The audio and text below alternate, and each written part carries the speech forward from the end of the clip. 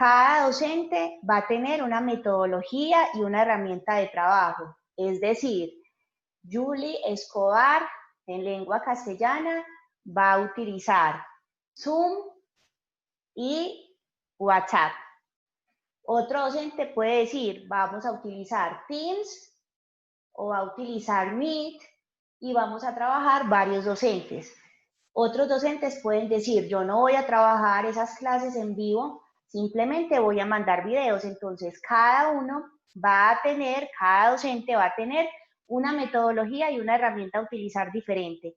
No quiere decir que esto sea mejor, que esto sea, no, simplemente cada quien se acomoda de acuerdo a las características de los estudiantes, de acuerdo a las características del docente, cada quien decide cómo va a trabajar. En mi caso hago dos aclaraciones importantes. Vamos a tener una semana de encuentro virtual, que es la que vamos a tener hoy. Y a la semana siguiente vamos a trabajar entonces todas las dudas, todas las preguntas, todos los inconvenientes que se les presenten en la semana siguiente y lo vamos a hacer vía WhatsApp. Entonces es una semana Zoom y a la semana siguiente WhatsApp y así nos vamos yendo hasta que se termine el año escolar. Es importante aclarar otras cositas. La primera de ellas, esta semana entonces como hubo encuentro por Zoom, eso no quiere decir que no me puedan escribir mañana, ni el lunes, ni el martes anterior, no, obviamente es simplemente como para acomodar, pero ustedes pueden estar en contacto 100% conmigo cualquier día por WhatsApp, ustedes lo saben. Y la semana siguiente va a ser una semana de vacaciones, que espero ustedes, que espero yo también lo pueda hacer, descansar y alejarme totalmente de toda esta parte laboral y académica. Entonces ustedes la próxima semana no se les van a responder correos, llamadas, no se va a utilizar el WhatsApp, nada, absolutamente nada, porque vamos a estar como en una especie de vacaciones, aunque cortas y diferentes porque no nos podemos desplazar a ningún lado, pero igual por lo menos vamos a intentar alejarnos de toda esta presión académica y laboral. Entonces a la semana siguiente, después de vacaciones, es decir, del 20 al 24, aunque ese 20 es festivo, esa semana la voy a dejar, no vamos a tener encuentros, sino que la voy a dejar para que ustedes presenten dudas, para que ustedes llamen, para que ustedes pregunten, para que ustedes aprovechen esa semana. Y por eso en el blog modifiqué la fecha de entrega del género epistolar era para el 18. Eso no va a ser así, por eso ya modifiqué la fecha en el blog y la entrega de ese trabajo es el 24 de julio, hasta el 24 de julio. ¿Queda clara esa información? ¿Alguien que me verifique? Claro, profe. Listo, entonces ya sabemos que va a ser una semana de encuentro, la otra semana no, y por motivo de vacaciones vamos a modificar esa parte de las fechas. Entonces, en ese caso, la entrega del trabajo sería para el día 24, hasta el día 24 de julio. ¿Qué es importante, muchachos? Entonces, ya retomar como la parte de la clase. La semana pasada estuvimos hablando de lo que eran los géneros mayores.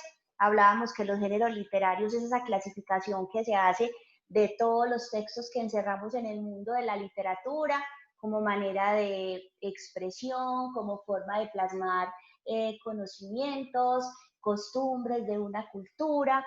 Entonces, todo lo que llamamos literatura se clasifica a partir de los géneros literarios. Veíamos a su vez que habían varios tipos de géneros.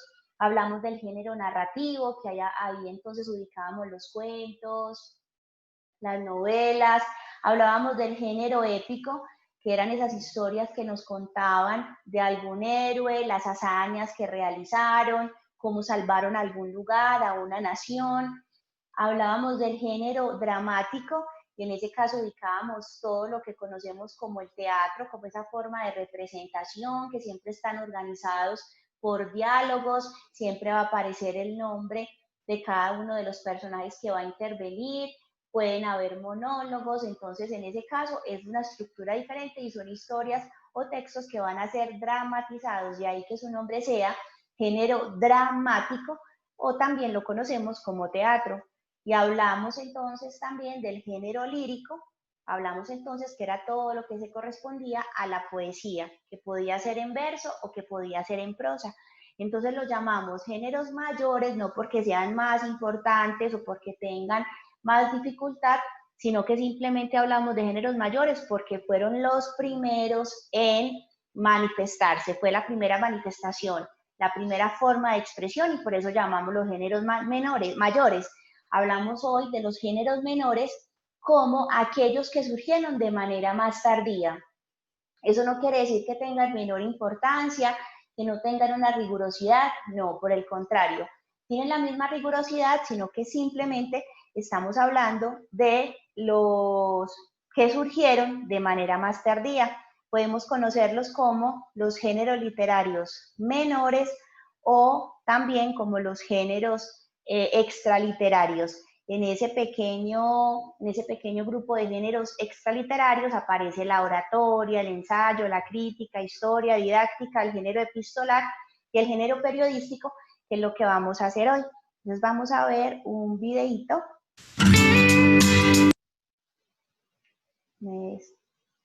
Nos ubicamos acá. Listo, ¿me confirman si sí está compartiendo el video, por favor? Sí.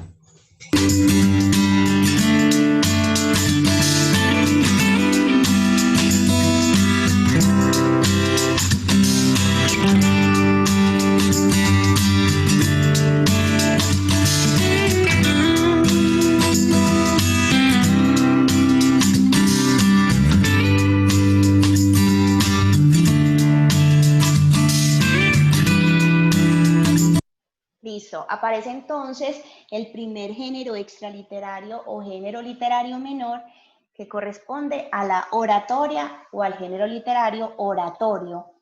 Viene de la palabra oral, por eso decimos que es un discurso a viva voz, que siempre va a buscar convencer, persuadir, incitar a alguien de que haga, de que piense de la manera que yo lo estoy diciendo. En este caso, entonces, decimos que es un discurso a viva voz porque no vamos a salir a leer.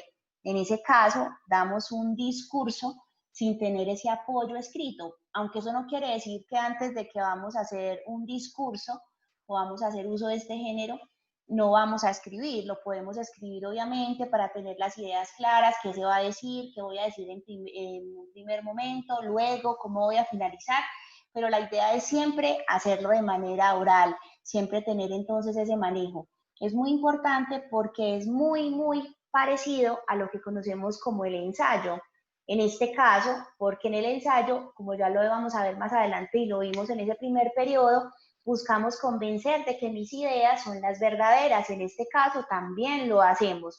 Se cumple ese mismo objetivo que es convencer, que es enganchar a las personas para que piensen o hagan lo que yo quiero o piensen de la manera como yo lo estoy haciendo. Por ejemplo, cuando hablamos de los discursos políticos, cuando entonces nos habla el presidente Iván Duque y nos dice que no podemos salir, que los ancianos, a pesar de que pusieron tutela, la idea es que se queden en casa porque están en riesgo, entonces trata de convencer a la población colombiana de que hagan lo que él está planteando. Igualmente, por ejemplo, cuando ustedes van a la iglesia, sea católica, sea cristiana, en ese caso siempre va a haber un pastor o va a haber un sacerdote que siempre va a utilizar esa oratoria para convencernos de algo, para convencernos de que nos portemos bien en casa, para convencernos de que lo material no es lo más importante, para convencernos de que no podemos ser mentirosos, que debemos obedecer a los padres.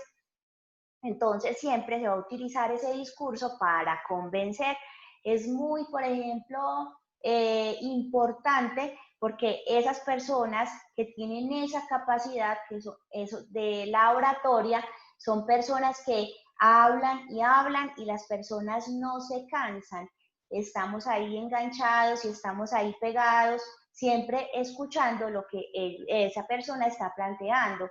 En Latinoamérica, por ejemplo, los discursos de Fidel Castro eran muy impactantes porque inclusive duraban uno, al otro día él continuaba y la gente seguía siempre ese discurso y convenciéndose en ese momento de que el socialismo era lo correcto, es lo correcto para ellos. Entonces siempre busca convencer, enganchar, persuadir o también deleitar, porque una persona que tenga esa capacidad de oratoria van a ser esas personas que nunca nos vamos a cansar de escuchar, que siempre tienen ese poder de convencimiento, que siempre cuando alguien dice, no, es que ya va a empezar con su discurso, vamos a escuchar entonces esa palabra, esa oratoria, siempre lo va a hacer así. Bueno, me levanta la mano Samuel, dime. Profe, y si la persona tiene un guión, o sea, ya tiene escrito lo que va a decir. Sí, por eso lo digo. Hay personas, por ejemplo, cuando los discursos políticos siempre o los escriben ellos o ellos tienen un redactor que les escriba, pero se pueden obviamente escribir. Lo que no se puede hacer es salir a leer, porque en ese caso no se estaría cumpliendo la oratoria, porque siempre vamos a tener ese contacto con el público. No en vano, por ejemplo, cuando utilizamos la oratoria, utilizamos lo que llamamos códigos kinésicos, ¿Qué quiere decir esto? El movimiento de las manos, utilizamos los códigos prosódicos porque tenemos que levantar la voz y hablar de esa manera contundente. Entonces el contacto y esos movimientos corporales más el tono de la voz son los que permiten que se cumpla el objetivo de la oratoria. Siempre vamos a ver a los políticos moviendo sus manos, levantándolas y hablando de esa manera, porque eso lo que está haciendo es como emitiendo el mensaje de que yo tengo el poder, yo tengo la razón, me deben seguir a mí. Entonces, en ese caso, están utilizando la oratoria y sí se puede escribir por decirlo así, un texto guía, no tanto guión, porque guión pertenece al teatro. Un texto guía que nos va planteando lo que vamos a estar diciendo. Entonces, por ejemplo, palabras clave, lo que hacen por ejemplo, en el simposio, que, por ejemplo, nosotros siempre les decimos, escribe una palabra grande o subraya una parte que sepas lo que vas a decir en ese párrafo, que te haga recordar lo que estás planteando. Entonces, ya cuando uno ve esa palabra, continúa con su idea, porque siempre el objetivo es hacerlo a viva voz. ¿Queda claro? Sí. Sí, señora. Listo. Sí.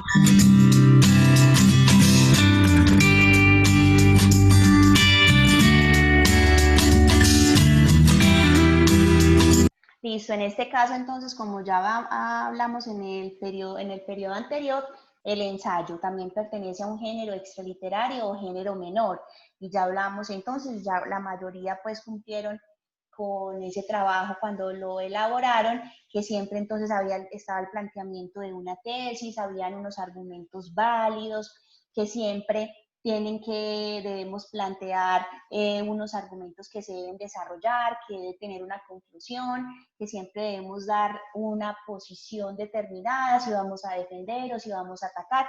Entonces, en ese caso, el ensayo también pertenece a este género extraliterario.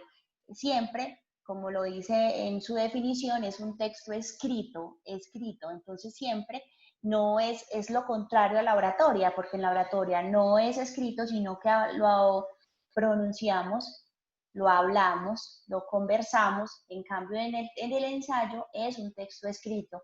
Recordemos en este caso que pueden haber ensayos literarios, como lo hicimos con la novela de Héctor Abad, puede ser de esa manera, puede ser literario, o simplemente yo puedo hacer también un ensayo referente a un sentimiento, a una emoción, a algún tema que quiero debatir, que quiero discutir, no siempre de partir de una obra literaria.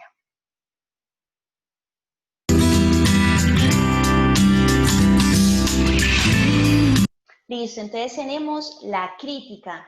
En esta crítica, por ejemplo, son esas opiniones académicas, esas opiniones desde la reflexión que hacemos a las obras artísticas. Entonces, por ejemplo, podemos hacer una crítica, es muy de la mano a lo que llamamos reseña.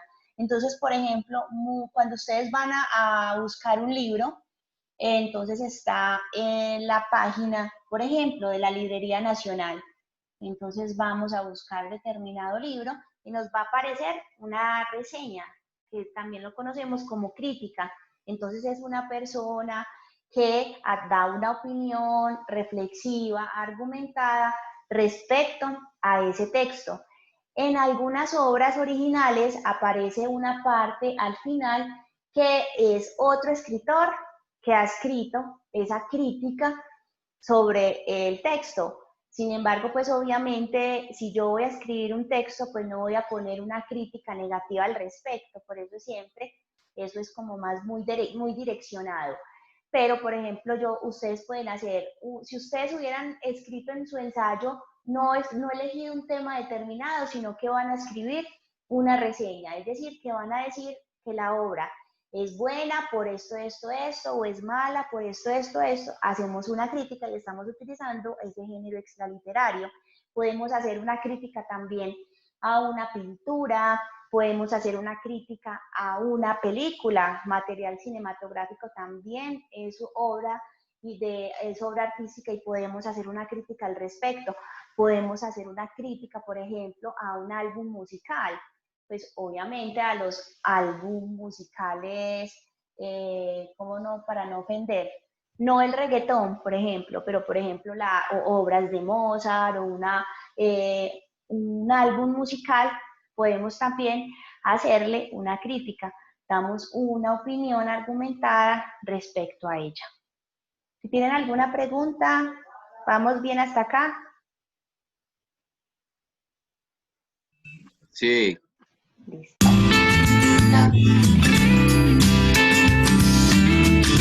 Listo, acá en esta parte de la historia son obras que se narran cronológicamente sucesos importantes de la humanidad. Por ejemplo, esto también lo utilizamos o se conoce mucho, la novela histórica. Nosotros, por ejemplo, leemos El Día del Odio, que es una novela, entonces, que está centrado en el hecho histórico del Bogotazo.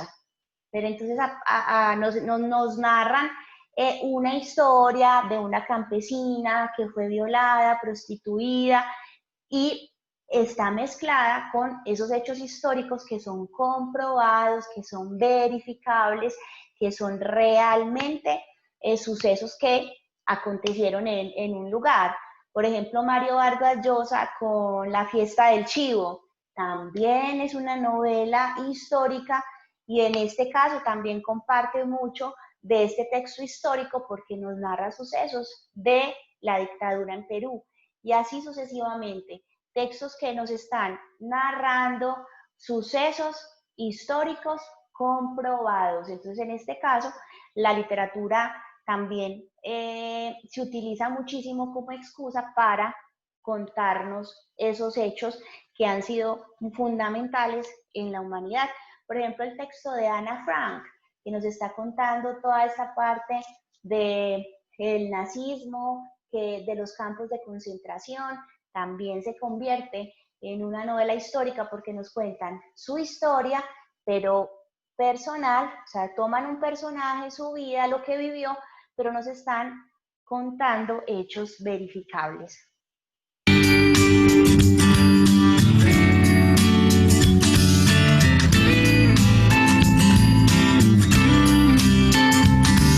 Listo, en este caso vemos el género didáctico.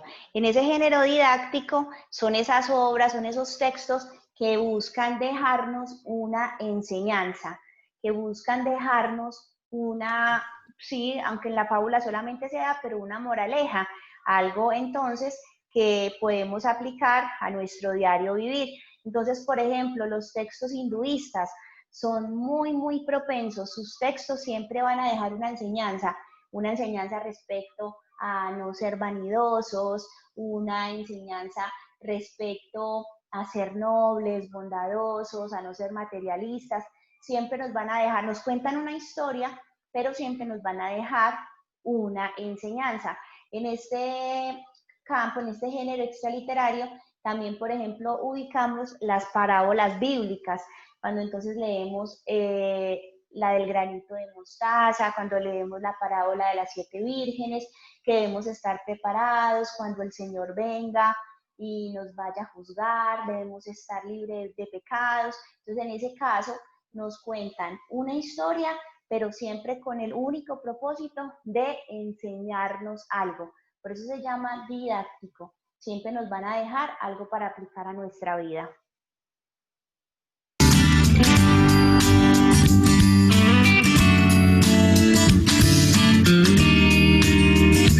Listo, vemos entonces en este caso el género periodístico.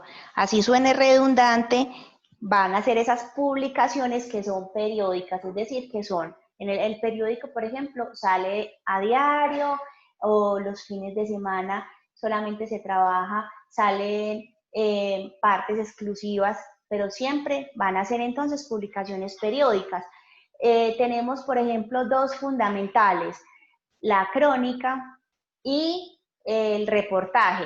En la crónica siempre se va a contar una historia verdadera, algo que realmente sucedió, pero le vamos a dar esos tintes literarios. Entonces, por ejemplo, cuando hubo cuando quitaron, cuando hubo ese allanamiento en el Cartucho de Bogotá, que era prácticamente un barrio completo con casas de vicio. Entonces, en ese caso, en ese momento, surgieron infinidad de crónicas, tomaban un personaje. Entonces, una crónica muy impactante fue la de un piloto políglota, es decir, hablaba varios idiomas, tenía un nivel económico súper bueno y a raíz de la muerte de un hijo cayó en el alcoholismo, luego en el vicio y terminó en las casas de vicio del Cartucho. Entonces nos presentan un personaje del común, un personaje común y corriente, pero le dan tintes literarios, se utiliza mucho la metáfora, la exageración. Entonces cuando leemos una crónica parece que estuviéramos leyendo inclusive una novela o un cuento, pero son historias totalmente verdaderas, entonces siempre van a crear un impacto en las personas. Hola. Eso no tiene como una manera de, pues, específicamente de expresarse, pues, porque el periódico no puede tener, porque, por ejemplo, las cosas calificativas, pues, no es muy complejo escribir algo de género. Lo que pasa es que en ese caso entonces se mezcla tanto,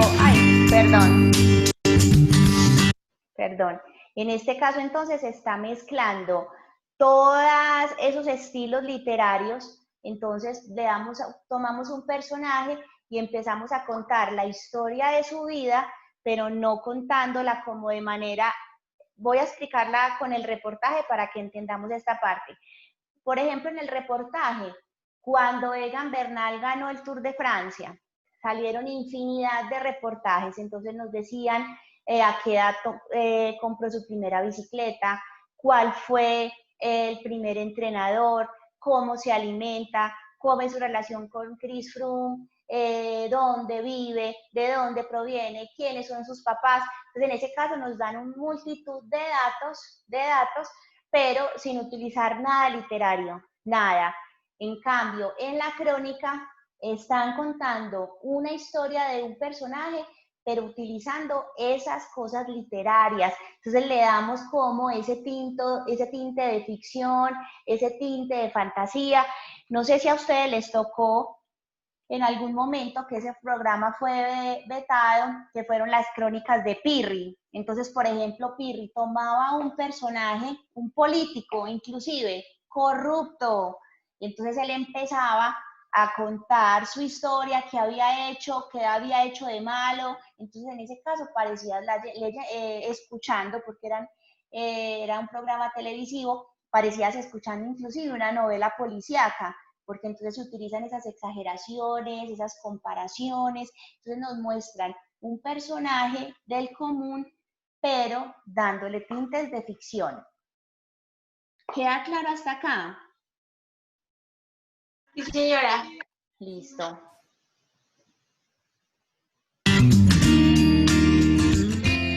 Listo, tenemos en este caso el género epistolar, que es el que vamos a aplicar en nuestro trabajo. En el género epistolar, lo que se hace es escribir una carta. En este caso decimos que es a una persona ausente o puede ser a una persona a la cual se dirige de manera específica. ¿Qué es importante en este caso? Que no es cualquier carta. No es la carta que yo le escribo al novio, no es la carta que le escribo a mi mejor amiga, te amo, te adoro, gracias por todo. No, en ese caso no habría género epistolar. Cuando nosotros, por ejemplo, necesitamos leer cartas o leer algunos artículos para comprender la manera de pensar de un artista. Cuando nosotros, por ejemplo, vemos por primera vez una obra de Frida Kahlo, entonces Frida Kahlo es muy cruda, Frida Kahlo en sus obra siempre pintó la tragedia. Entonces mucha gente dice, uy, esta pintora, ¿por qué pinta de esa manera? Entonces tenemos que irnos al texto o a su vida. En este caso ella hay un texto que se llama El diario de Frida Kahlo, y en ese caso ella escribió toda la parte de su vida. Escribía a Diego, su esposo, Diego Rivera, que fue también un pintor mexicano muy importante, todo el sufrimiento que le causaba, sus infidelidades, su infidelidad con su hermana, que fue lo que más le dolió, todo el sufrimiento que tuvo por el accidente que empezó a sufrir de su pierna y de su columna. Entonces tenemos que leer ese diario, esas cartas que ella escribió para poder decir, interpretar, ah, sí, con razón escribe de esta manera. Para ella, por ejemplo, una de las obras más importantes es su autorretrato y aparece con una escopeta que es su columna en esa pintura. Entonces, cuando vemos eso, decimos, claro, está haciendo referencia al dolor, al sufrimiento por la enfermedad, porque ella terminó postrada en una cama. Entonces, cuando, por ejemplo, leemos Carta al Padre de Franz Kafka, de ese texto nos ayuda a comprender su mala relación con el padre y nos ayuda a entender el texto de la metamorfosis. O, por ejemplo, inclusive varios entre autores, entre escritores, hay intercambio de cartas. Entonces, por ejemplo, Mario Vargas Llosa sostuvo por mucho tiempo conversaciones escritas, cartas, con Gabriel García Márquez. Entonces, Mario Vargas Llosa le hacía una crítica a su pensamiento socialista porque él era 100% seguidor de Fidel Castro. En cambio, Mario Vargas Llosa iba en contra de esa política social. Entonces, intercambiaban cartas, no era el insulto, no era ese tipo de cartas, sino cartas en las que expresaban su forma de pensar y eso nos ayuda a entender las obras de cada uno de sus autores. Entonces, en ese género epistolar es muy importante porque son cartas, pero plasmadas de conocimiento, plasmadas de una teoría, plasmadas de una posición política. Entonces siempre vamos a plantear algo. No me empiecen a rayar la pantalla, por favor. En ese caso, entonces, estamos haciendo el planteamiento. Entonces siempre hay una carta, pero en este caso siempre va a estar cargada de conocimiento. ¿Preguntas hasta acá?